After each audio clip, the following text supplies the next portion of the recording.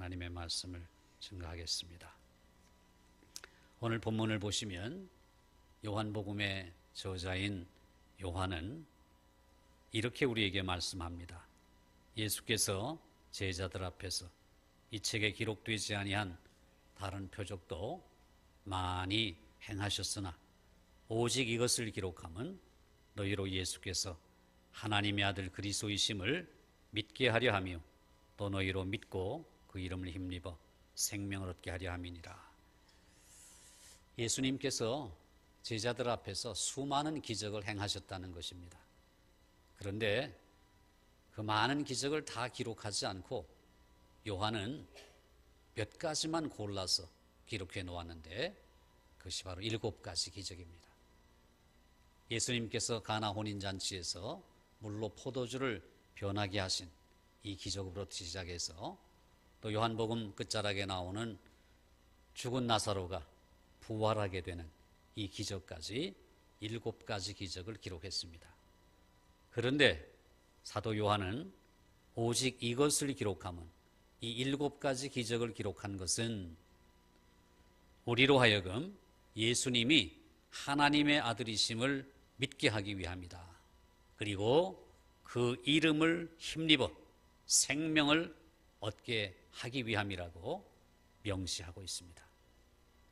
오늘 저는 요한이 기록해 놓은 이 7가지 기적, 그것이 다름 아닌 저와 여러분을 위한 기적인 것을 말씀드리고자 합니다.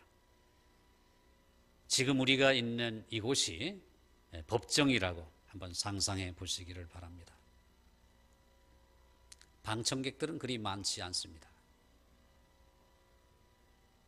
재판장이 재판장석에 앉아 있고요. 그리고 변호사가 있습니다. 그리고 피고인석에는 고아 소년이 한 명 앉아 있습니다. 그리고 그 고아 옆에는 그 고아의 후견인이, 아직 미성년자이기 때문에 후견인이 옆에 앉아 있습니다. 이렇게 4명이 앉아 있는 거죠. 재판장은 누구냐 하면 하나님이십니다. 그리고 고아의 옆에서 고아의 후견인은 바로 예수님이십니다. 그리고 그 고아는 저와 여러분입니다. 저와 여러분입니다. 그리고 그 고아는 너무나 불쌍한 아이입니다. 어디에도 의지할 데가 없는, 굶주리고 배고프고 헐벗고, 그리고 부모도 없습니다. 살 집도 없습니다. 너무나도 불쌍한 아이입니다. 그 고아가 저와 여러분이라고 상상을 하시는 겁니다. 변호사가 그 고아가 후견인인 예수님의 보호를 받게 해달라고 재판장에게 요청했습니다. 그 변호사는 누구냐 하면 바로 갈릴리 어부로서 요한이라고 불리는 사람입니다. 바로 이 요한복음을 기록한 사람 말입니다. 그는 법정에 일찍이 6명의 증인들을 출석시켰습니다. 이제 마지막 7번째 증인이 호명될 차례입니다. 하지만 그는 마지막 증인을 호명하기 전에 정황을 자세히 설명했습니다. 변호사 요한이 말입니다. 이렇게 시작합니다. 우리는 이 재판을 가나의 혼인잔치 사건으로부터 시작하였습니다. 변호인 요한은 한마디 한마디를 끊어서 또박또박 이야기를 합니다.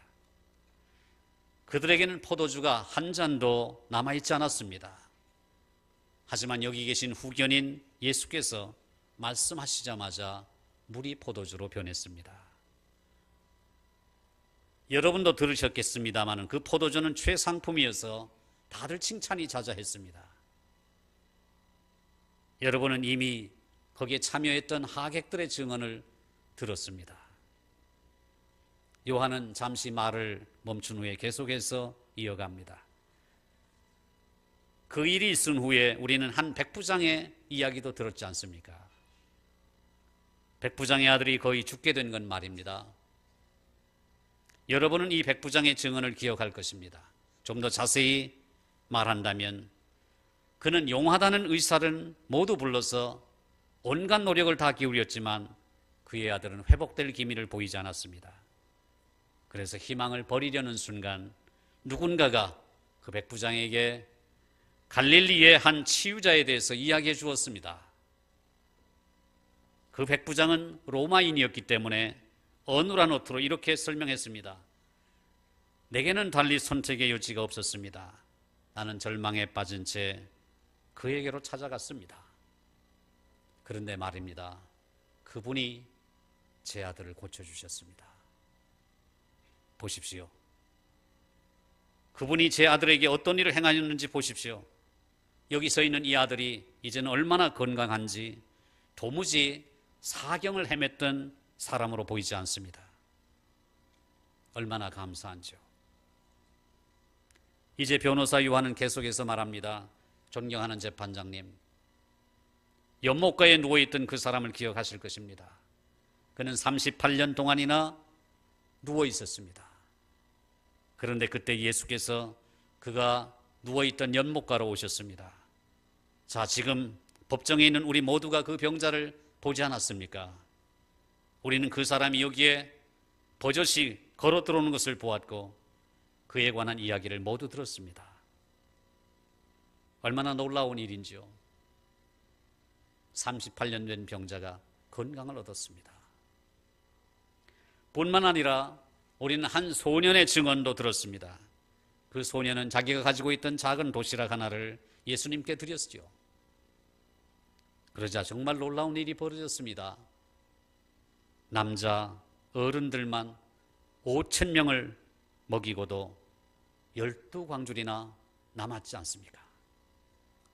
아마 여기에 계신 여러분 중에도 그 음식을 먹은 사람들이 있을 것입니다. 변호사 요한은 계속해서 이야기를 이어갔습니다. 그런데 말입니다. 예수님의 제자들이 배를 타고 가다가 큰 풍랑을 만났지 않습니까? 그 일에 대해서는 베드로가 이미 우리에게 증언한 바가 있습니다. 배는 파도로 너무나 심하게 흔들렸고 풍랑은 배 안의 사람들을 집어삼키듯이 덤벼들었습니다. 그 일에 대해서는 제가 너무나 잘 알고 있습니다. 저도 그 자리에 있었기 때문이죠. 그런데 놀랍게도 그 한밤중에 죽음의 공포 속에 빠져있는 우리에게 주님께서 글쎄 말입니다. 물 위로 걸어오시지 않았겠습니까? 그 주님께서는 배 위에 오르셨습니다. 그리고 내니 두려워하지 말라라고 말씀해 주셨습니다. 그 즉시 풍랑이 멎지 않았겠습니까? 요한은 또다시 말을 끊었습니다. 네모진 창문을 통해서 들어온 햇살이 법정 바닥에 사각형을 그려냅니다. 요한은 빛이 비치는 그 사각형 위에 섰습니다. 그리고 말을 이어갑니다. 바로 어제 여러분은 한 번도 빛을 보지 못한 사람을 만났습니다. 그의 세계는 암흑뿐이었죠. 바로 나면서부터 시각장애인인 그 사람 말입니다. 요한은 잠시 말을 멈추더니 나면서부터 보지 못한 사람이 한 말을 격정적으로 뱉어냈습니다. 예수님이 제 눈을 뜨게 해주셨습니다. 전에는 아무것도 보지 못했으나 이제는 모든 것을 볼 수 있습니다. 이렇게 6명이 증언하였고 6가지 기적이 입증되었습니다. 이제 요한은 증거자료가 놓인 탁자를 가리킵니다. 거기에는 물이 변하여 포도주가 된 그 주전자와 백부장의 아들을 치료했던 의사의 진단서, 절름발이 남자의 외투, 소년이 가지고 있었던 도시락 바구니가 놓여 있었습니다. 베드로는 당시 풍랑이 얼마나 심했는지를 보여주고자 부러진 노를 가져왔습니다. 또 그 시각장애인은 자기가 구걸할 때 사용한 그릇과 길을 걸을 때 사용하던 지팡이를 가져왔습니다. 이 모든 것이 증인들의 증거품입니다. 요한은 재판장을 향해 몸을 돌리고 말합니다. 존경하는 재판장님, 이제 마지막 목격자를 출석시켜 한 가지 증거를 더 제출하고자 합니다. 허락합니다. 변호사 요한은 자기 자리로 가서 하얀 세마포 조각을 집어들고 옵니다. 존경하는 재판장님, 이것은 수의 조각입니다. 요한은 그것을 다시 탁자 위에 놓으면서 말합니다. 존경하는 재판장님, 본인은 이제 마지막 증인을 요청하고자 합니다. 바로 베다니 사람 나사로입니다. 허락합니다. 법정에 육중한 문이 열리고 한 남자가 들어옵니다. 그는 통로를 따라 들어오다가 한 고아 옆에 앉아있는 후견인 예수님 앞에 멈춰섭니다. 그 앞에 공손하게 머리를 숙여 감사 인사를 드렸습니다. 그리고 나서 증인석에 앉습니다. 변호인이 묻기 시작합니다. 이름이 무엇입니까? 나사로입니다. 당신은 나사렛 예수라는 사람에 대해서 들어본 적이 있습니까? 그럼요. 그분을 모르는 사람이 어디에 있겠습니까? 당신은 그를 어떻게 알게 되었습니까? 그분은 제 친구십니다. 그분은 예루살렘으로 가시는 길에 자주 저희 집에 머물다 가시곤 했습니다. 제 누이 마르다와 마리아는 그분을 너무나 존경하고 사랑합니다. 그분은 메시아이시자 하나님의 아들이시니까요. 아니, 당신은 그것을 어떻게 믿게 되었습니까? 순간 나사로의 얼굴에는 미소가 감돌기 시작합니다. 어떻게 제가 믿지 않을 수가 있겠습니까? 저는 죽었었고 그것도 나흘간이나 무덤 속에 있었습니다. 그런데 죽은 지 나흘째 되던 날 예수님께서 무덤에 오셔서 제게 무덤 밖으로 걸어 나오라고 말씀하셨습니다. 그래요? 그날 무슨 일이 있었는지 좀 더 자세히 설명해 주실 수 있습니까? 예, 그러죠. 저는 원래 병약한 사람이었습니다. 죽기 전 며칠 동안 저는 사경을 헤매고 있었습니다. 너무나도 급박한 상황에 누이 마르다는 사람을 보내어 예수님께 급히 오시기를 청했습니다. 그래요? 그래서 예수님께서 오셨나요? 아니요. 우리는 예수님이 한시 앞에 오시기를 간절히 기다렸지만 결국 예수님은 오시지 않으셨습니다. 실망했죠. 우리는 예수님께서 젠 걸음으로 오셔서 저를 고쳐주실 줄로 믿었었거든요. 그래서 저는 죽었죠. 아, 그랬었군요. 그 다음에는요. 그 후의 일은 누이들이 잘 알고 있습니다. 가족들은 제 장례를 준비했고 저는 결국 무덤 속에 장사 지낸 바 되었습니다. 그렇다면 그 장례식에는 예수님께서 참석하셨나요? 아니요. 제가 알기로는 안 하신 걸로 알고 있습니다. 그래요? 왜 그때까지 오시지 않으셨을까요? 무슨 특별한 사정이라도? 예, 제 장례를 치르고 무덤에 묻혔다는 소식을 듣고도 예수님은 다른 곳에서 며칠을 더 머무시며 시간을 보내셨답니다. 이유가 뭐죠? 나사로가 잠시 말을 멈추고 예수님을 바라보았습니다. 그분의 뜻을 나타내시려고요. 변호인 요한의 얼굴에는 그의 말이 무엇을 의미하는지 아는 듯한 미소가 감돌았습니다. 그래요. 그 다음엔 어떤 일이 일어났습니까? 예, 저는 무덤 속에서 그분의 음성을 들었습니다.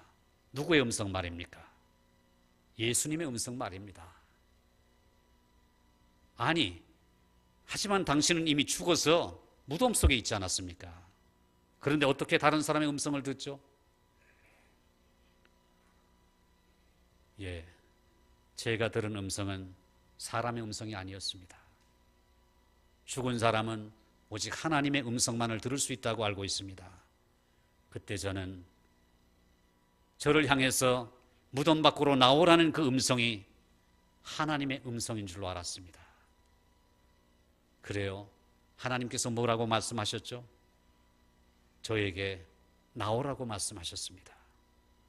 무덤에 누워있는 제게 분명히 나사로야 나오너라 이렇게 또렷하게 말씀하셨습니다. 정말 놀라운 일이었습니다. 그 음성을 듣는 순간 저는 눈을 뜨게 되었습니다. 손가락을 움직여 보았죠. 움직여졌습니다. 몸을 움직여 보았습니다. 움직여졌습니다. 머리를 들어 보았습니다. 들렸습니다. 그 순간 저는 무덤을 막고 있던 돌이 움직이는 소리를 들었습니다. 무덤이 열리자 무덤 안으로 환한 빛이 밀려 들어왔습니다. 사람들의 모습이 보였고 다시 예수님의 음성이 들려왔습니다. 풀어놓아 다니게 하라. 그러자 사람들이 제 시신을 감싸고 있었던 세마포를 풀어주었습니다. 루이 마르다와 마리아는 제가 입을 옷을 급히 준비해 주었고요. 이것이 전부입니다. 그렇다면 정리하자면 이런 얘기군요. 당신은 확실히 죽었고 나흘 동안 무덤에 있다가 예수님께서 당신을 다시 살려주셨다는 말이군요. 그렇다면 그 일의 증인들이 있나요? 나사로는 우습다는 표정을 지었습니다. 변호사님, 한 100명도 넘을 겁니다. 그렇군요. 됐습니다. 나사로 씨, 수고하셨습니다. 요한은 다시 재판장을 향해서 몸을 돌립니다. 존경하는 재판장님, 재판장님께서는 이들의 증언을 다 들으셨습니다. 이제 저는 고결하신 판결을 요청하고자 합니다. 요한은 돌아서서 자기 자리에 앉습니다.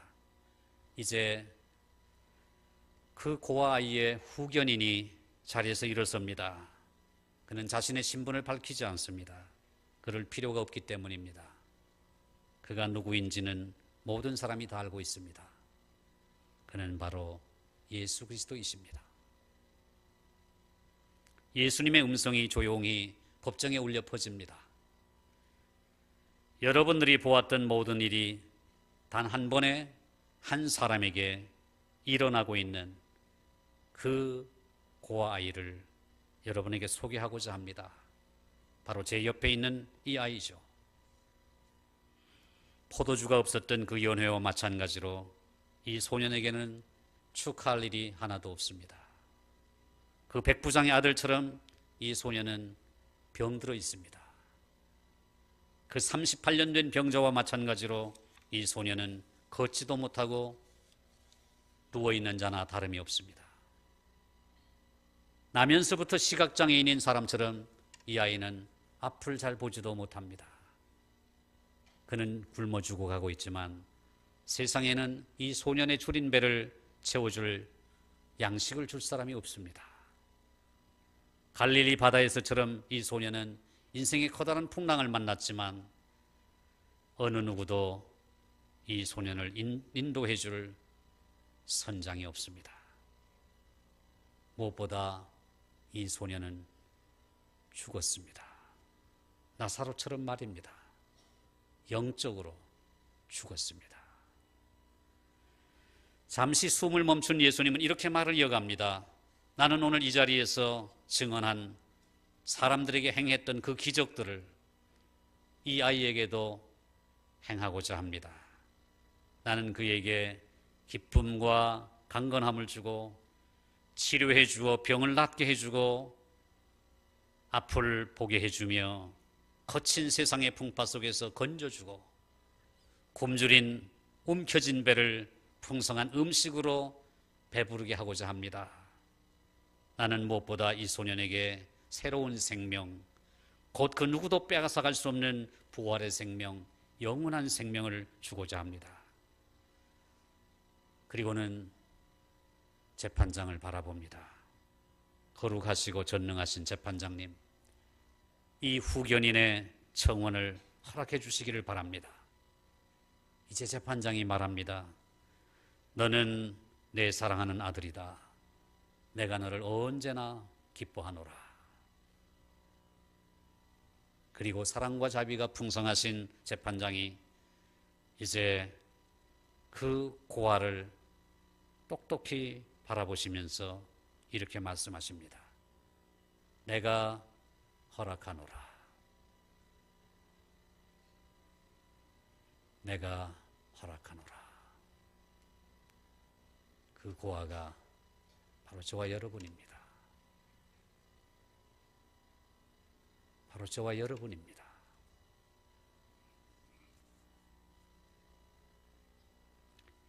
요한은 모든 증인들을 다시 출석시켰습니다. 증인들은 하나씩 하나씩 그들에게 일어난 일에 대해서 다시 한번 증언하였습니다. 주님께서는 이처럼 이들에게 행하신 일을 저와 여러분 한 사람 한 사람에게 똑같이 행하실 것입니다. 우리의 식탁에 최상품의 포도주를 가져다 주실 것이며 눈먼 우리의 눈을 뜨게 해주실 것이며 누워있는 우리를 일으켜 세워주실 것이며 우리에게 온전한 병고침과 치유를 허락해 주실 것이며 무엇보다 주님께서는 우리에게 죽음을 극복할 수 있는 힘을 주시고 영원한 생명, 부활의 능력을 주실 것입니다. 이 부활의 아침의 말입니다. 그리고 이렇게 말씀하실 것입니다. 나는 부활이요 생명이니 나를 믿는 자는 죽어도 살겠고 무릇 살아서 나를 믿는 자는 영원히 죽지 아니하리니 이것을 네가 믿느냐? 네가 믿으면 하나님의 영광을 보리라. 재판장의 축복은 후견인 예수 그리스도의 요구대로 이미 우리에게 선포된 줄로 믿으시기를 바랍니다. 이제 남은 것 한 가지가 있습니다. 바로 저와 여러분이 믿음으로 반응하는 것입니다. 예, 믿습니다. 주는 그리스도시요 세상에 오시는 하나님의 아들이신 줄 믿나이다.